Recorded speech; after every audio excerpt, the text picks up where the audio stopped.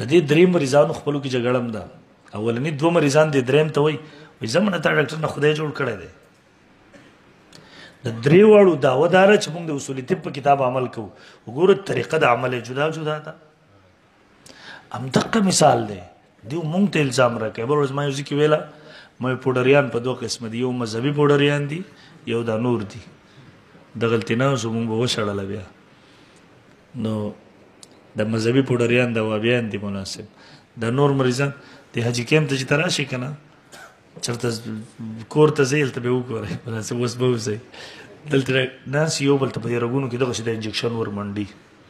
هغه کاپر بچی نه رګ ګوري نه ورته څه مشقت وي په ورکولو کې څه بل څه وي. خو ته الارج ته ورشه نو په تا نوی انجکشن راوړي، بیا به درله رګ ډېر په مشکله معلوم کې پټه به در واچوي په قلاره به نو ته خو دا نشې ویلی چې دا پوډري د هغه نه ماهر دی. د پوډري ستا د صحت غم نشته دی.